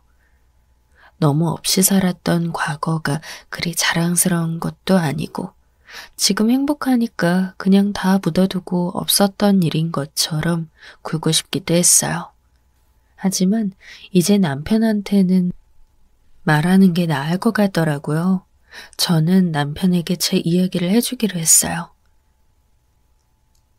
사실 나 어릴 때 많이 어렵게 살았다고 했잖아. 그랬지. 우리 먼 친척 아저씨가 식당을 했는데 그 식당에서 우리가 일하면 돈을 준다고 했어. 우리 부모님은 본인들은 생활력 없으면서 자식들 이용해서는 돈을 벌려고 혈안이 된 사람들이었거든. 아, 남편은 안타깝다는 듯 눈을 찌푸렸어요. 저는 옛날 기억을 떠올리면서 한숨을 쉬었죠. 그 친척 아저씨가 진짜 고약한 사람이라 어렸던 우리 남매한테 일을 정말 많이 시켰어. 겨울 새벽에 배추를 씻거나 설거지를 하게 하곤 했지. 그것도 전부 맨손으로. 차가운 물로 말이야. 이젠 헤어진 지 오래돼서 생사도 모르지만 내 동생은 그 때문에 손에 동상이 걸려서 10대 후반까지도 고생했거든. 저런... 부모님이 그런데 그걸 그냥 두신 거야? 우리 부모님, 특히 아빠는 도리어 그게 애들 교육시키는데 낫다면서 웃고 그랬어. 거기다 그 친척 아저씨네 가게가 국밥집이었거든. 국밥 끓일 때 얼마나 뜨거워. 그런데 그 뜨거운 국물을 애들더러 서빙하라고 하고 잘못해서 그릇 깨뜨리면 얻어맞으면서 혼나고. 아니, 그런 일을 그냥 뒀다고? 주변에서 뭐라고 안 했어? 우리 굉장히 그때 시골 읍내였어. 게다가 친척 애들이라고 하니까 거기서 아르바이트 하면서 용돈 받아가나 보다 다들 그렇게 생각했지. 부모님도 자주 왔다 갔다 하는데 누가 그런 생각을 하겠어. 저런... 제 어린 시절은 정말 총체적 난국이었어요. 부모님 중 엄마는 소극적이고 말수가 없는 분이었는데 아빠한테 언제나 기가 눌려 꼼짝도 못하고 사셨죠. 아빠가 워낙 거칠다 보니 거기에 눌려 사느라 스트레스가 많아서 저희한테 신경질적으로 구실 때도 많았고요. 아빠는 이런저런 이유로 돈을 매번 날리면서 무슨 이유에선지 본인이 우리를 먹여 살린다고 내세우며 가족들에게 횡포를 부리셨어요. 사실 돈 벌어오는 건 엄마였고 아빠는 거의 돈을 날려먹기만 했거든요. 그런데 저희가 밥값을 해야 한다고 어릴 때부터 아르바이트니 뭐니 하면서 벌어온 돈의 일부분은 아빠한테 가져와야 한다고 세뇌를 시키셨죠. 그 친척 아저씨네 집에서 일했던 기억은 정말 악몽 같았어요. 아빠는 자랑스럽게 저희를 그 식당으로 데리고 가 일 시키라고 하고서는 저희가 일하는 월급을 받아가셨죠. 아직 미성년자니까 아빠가 관리해 준다면서요. 엄마는 아빠의 행동을 다 알고 있었지만 아무것도 해줄 수 없다면서 저희를 구해줄 의지도 안 보였죠. 정말 최악의 부모였어요. 전 그 이야기를 하며 저절로 눈물이 흐르더군요. 난 그래서 지금 당신을 만나 정상적인 가정을 꾸린 게 내 최대 행복이라 믿을 수 없는 행운이라고 생각해. 나 같은 사람도 행복하게 살 수 있구나, 고통스럽지 않게 살 수 있구나 싶어서. 그랬구나. 그래서 난 식당에 나가서 일한다는 게 너무 힘들어. 그때 그 시절이 다시 찾아오는 것 같아. 남편은 절 이해해주며 고개를 끄덕였어요. 그럼 그걸 어머니한테 말씀드리면 어때? 어머니도 이해해 주실 거야. 나 이 이야기 당신한테 처음 한 거야. 절대 아무도 내 과거에 대해 몰랐으면 좋겠어. 물론 나 못 살았던 거 어머님 아버님도 아시지. 그런데 이렇게 너무 세세하게 고통스러웠던 과거 이야기는 아무도 몰랐으면 해. 남편한테 그 이야기를 한 것만 해도 전 정말 큰 용기를 낸 거였어요. 전 평생 살면서 어린 시절의 기억을 그냥 묻어두고 지우기 위해서 정말 많은 노력을 하며 살았거든요. 무조건 잊으려고 한다고 능사가 아니란 사실도 알았지만 제 입장에선 그게 최선이었어요. 그 이야기가 많은 사람들한테 알려진다는 것 자체가 싫었죠. 하지만 남편은 한숨을 쉬며 시어머니한테만이라도 얘기하는 게 어떠냐고 했어요. 저는 아직은 아니라고 나중에 마음의 준비가 되면 하겠다고 했죠. 사실 그걸 무조건 숨기면서 끝까지 갈 순 없을 것 같더라고요. 그 이후 시어머니에게 제가 전화드리고 시댁으로 갔어요. 시어머니는 예상대로 마음이 많이 상하신 상태인 것 같더라고요. 내가 뭐 널 힘든 일 시키길 했니? 아님 고약하게 굴길 했니? 어쩜 그렇게 너 멋대로 그냥 도망 나가버리니? 애가 그런 못 써. 죄송해요, 어머님. 이유나 들어보자. 왜 그렇게 국밥집 물려받기가 싫은 거야? 설마 우리 집이 국밥 하는 집이라고 하찮게 보여 그러니? 아니에요, 어머님. 제가 어떻게 그런 생각을 하겠어요. 절대 아니에요. 저는 어머니 말씀에 화들짝 놀라 두 손을 저었어요. 국밥집이라고 무시한다니 절대 그럴 순 없는 일이었죠. 하지만 시어머니는 석연치 않다는 듯한 표정으로 절 노려보셨어요. 사실 어머니 입장에서야 속상하셨겠죠. 시어머니가 평생 일구어온 소중한 가게를 자식에게 물려주려고 하는데 안 받으려 하니까요. 시어머니는 화를 내면서 결국 큰 목소리를 내셨어요.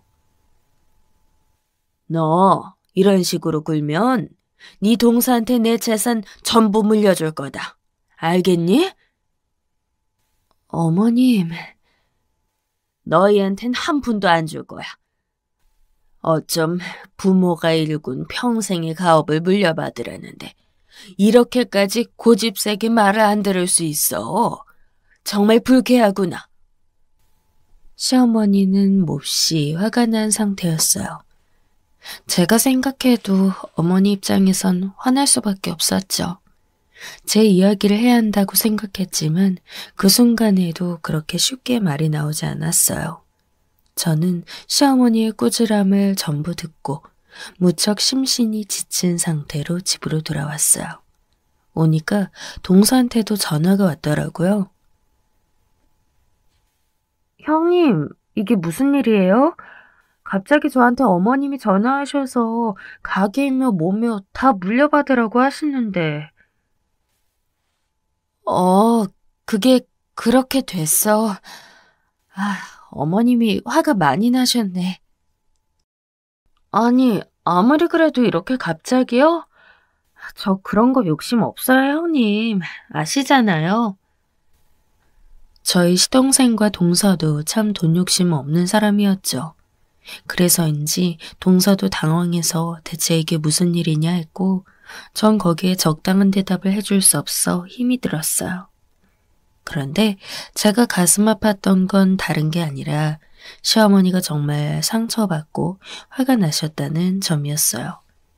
그래도 벌써 저희 아이가 초등학교 들어갈 때였으니 시어머니와 제가 가족으로 연을 맺은 지도 상당히 오래된 상태였죠. 그렇게 제법 긴 기간 또 다른 자식으로서 여겼던 며느리가 유독 시어머니가 일궈온 가게에만 그렇게 싫은 기색을 보이니까 어머님이 당황스러우실 수밖에 없었어요. 저는 정말 고민을 많이 하다가 시어머니께 한 번만 더 가게에 나가보겠다고 말씀드렸죠. 어머니는 씨름하지 말라고 화내시다가도 제가 노력해보겠단 말에 은근한 기대감을 내비치셨죠. 너 이번에도 잘못하면 정말 너희 시동생하고 동서한테 전 재산 다 물려줄 거다. 네, 어머님. 사실 재산을 물려주시는 건 누구한테 물려주시든 상관없었어요. 다만 시어머니가 제가 그렇게 나쁜 마음으로 이 가게를 싫어하는 게 아니라는 걸 알아주셨으면 좋겠더라고요. 제 사정을 말씀드릴 순 없지만 저 역시 노력하고 있다는 걸 알아주셨으면 했고요.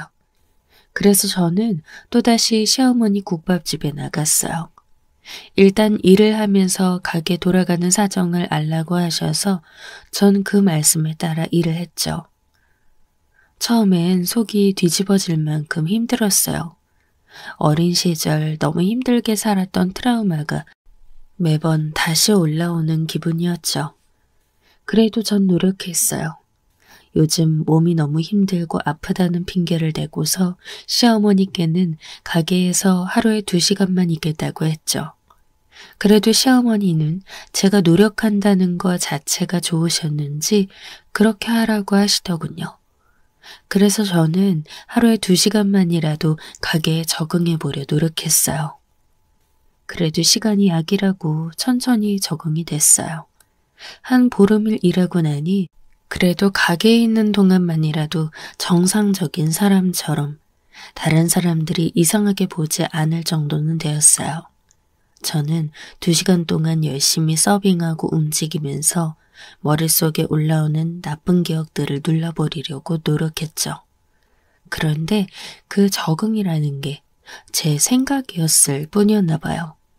속으로는 계속해서 스트레스가 쌓이고 있었는지 몸이 급격히 안 좋아지기 시작했죠. 전 밤에 자다가도 속이 미식거려서 토하고 밥도 제대로 먹지 못했어요. 살이 너무 급격하게 빠지기 시작하니 남편이 너무 걱정했어요. 그 가게에 그만 나가지 그래. 3달 정도만 다녀보려고. 내가 노력했다는 거 어머님이 아시고 나면 그래도 마음이 덜 상하지 않으실까 싶어서. 그러다 자기 몸이 축나겠어. 요즘 너무 힘들어 보여.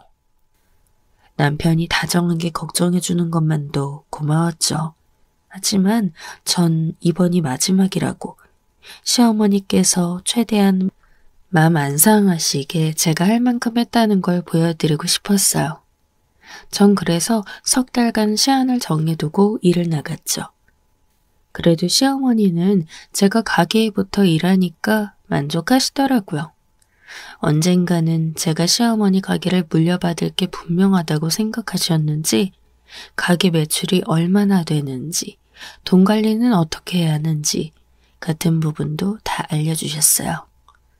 정말 감사했지만 전 절대로 이 가게에서 오래 있고 싶지 않더라고요. 국밥집은 점심 식사 때 정말 바빴어요.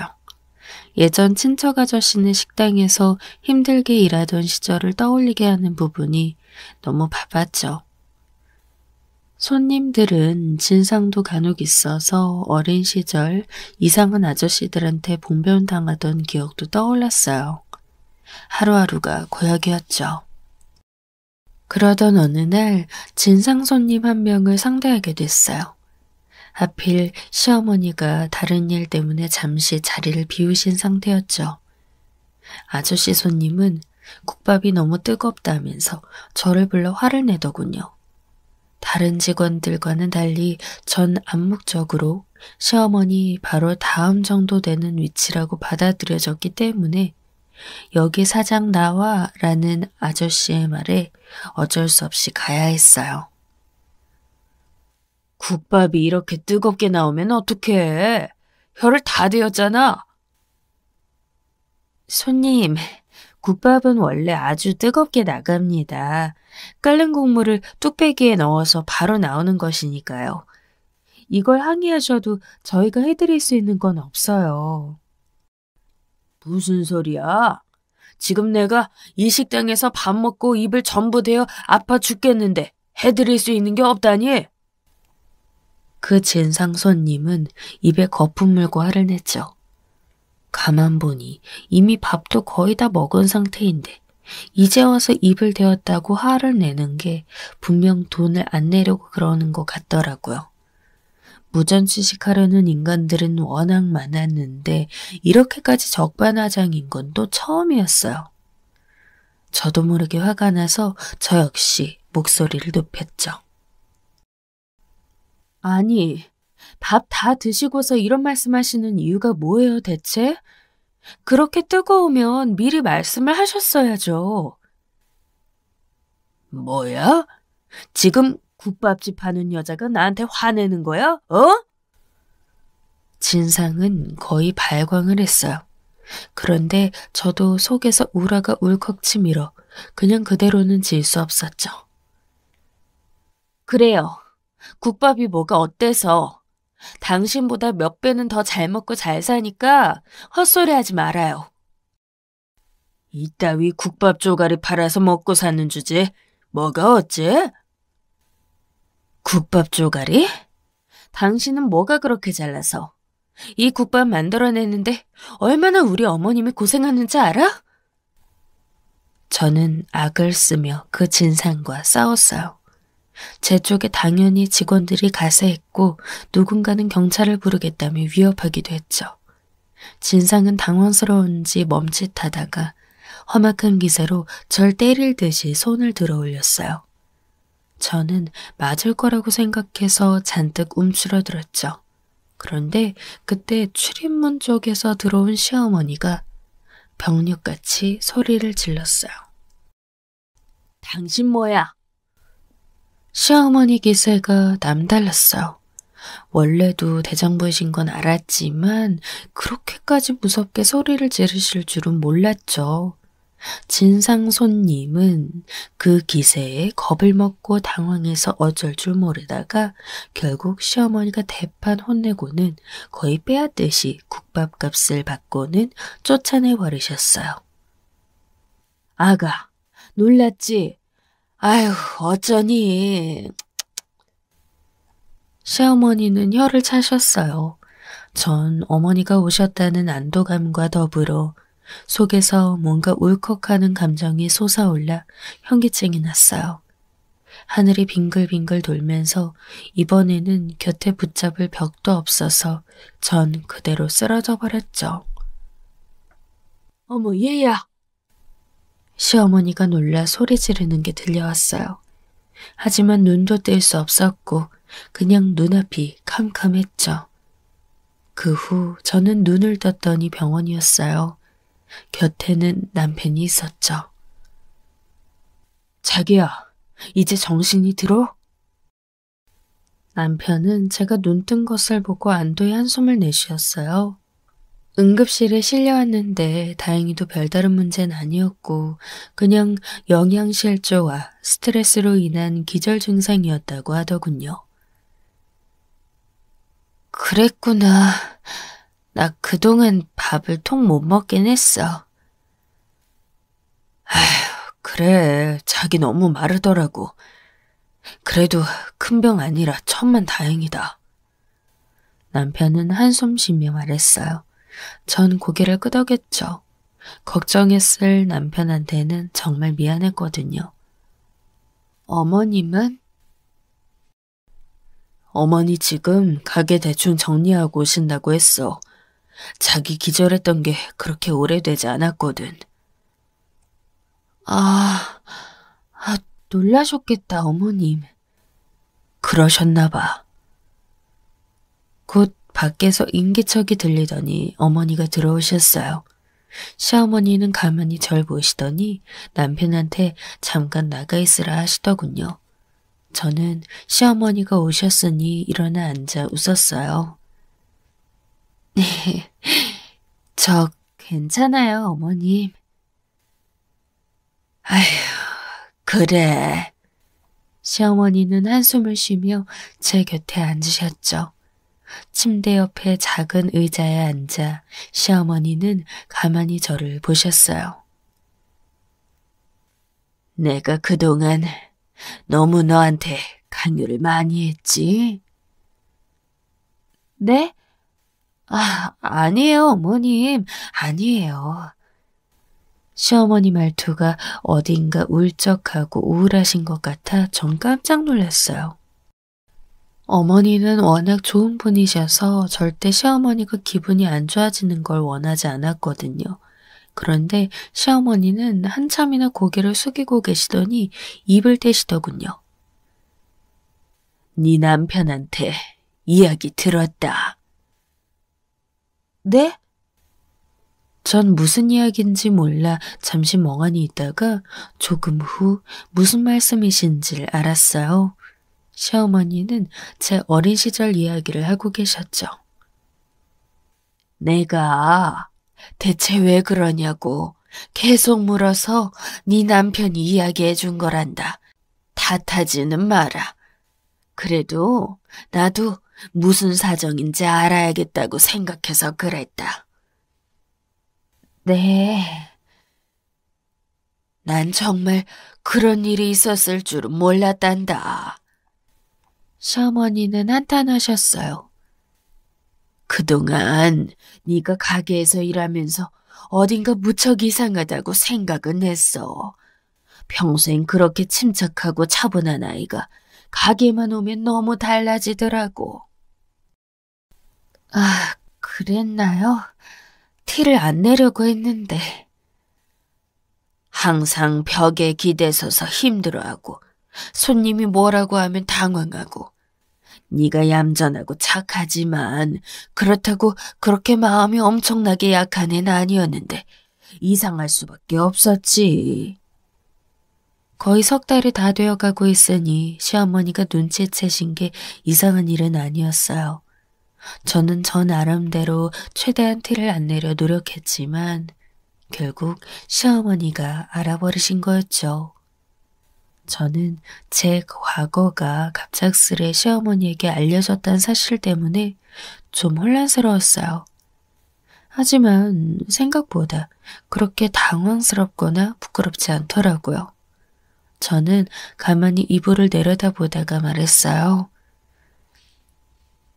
미리 말씀드렸다면 좋았겠지만 제가 당시 기억이 참 부끄러웠어요. 그랬구나. 말씀드리기가 좀 어색하고 망설여질 만큼요. 하지만 지금 어머니께서 아셨다고 해도 의외로 그렇게까지 마음이 안 좋지는 않네요. 그러니? 제가 생각보다 어머님을 더 가깝게 생각하고 의지하고 있었나 봐요. 세아가. 시어머니는 절 쳐다보시는데 눈물이 조금 고여 있으시더라고요. 에휴, 날 그렇게 생각해줘서 참 고맙다. 저야말로 감사하죠, 어머님. 시어머니는 한참이나 제 손을 잡고 가만히 계셨어요. 저도 시어머니가 새삼스레 감사하고 시어머니 체온도 감사했죠. 이렇게 이해해 주실 줄 알았다면 미리 말씀드릴 걸 그랬다는 생각도 들었어요. 시어머니는 그 후 저한테 가게 나오라는 말씀을 전혀 하지 않으셨어요. 대신 정말로 동서가 저 대신 가게로 나가기 시작했죠. 1년쯤 뒤 시동생은 동서가 힘들어하자 아이 하고 있던 사업을 접고 가게를 물려받아 본격적으로 해보기로 했어요. 시동생은 도리어 저희한테 미안해하고 고마워했죠. 돈 잘 버는 시어머니의 맛집을 물려받았으니 말이에요. 어머니는 잘 되는 사업체를 시동생과 동서에게 물려주기로 했으니 그간 모은 재산은 저희에게 물려주시겠다고 했어요. 전 괜찮다고 했지만 시어머니는 아주 고집스럽게 자기 의지대로 하겠다고 하셨죠. 하지만 시어머니는 지금 아직 젊으시고 전 가능하면 시어머니가 오랫동안 건강히 저와 살아주시길 바라서 아직은 유산에 대해서는 생각하고 싶지 않아요. 그래서 지금은 여태까지처럼 시댁하고 가까이 살면서 오며 가며 지내고 있답니다. 시어머니는 제가 집안일 도와주는 것만 해도 너무 고맙다고 언제나 웃어주고 계시고요. 제 이야기는 여기까지입니다. 제 이야기가 작은 즐거움이라도 되었기를 바랍니다.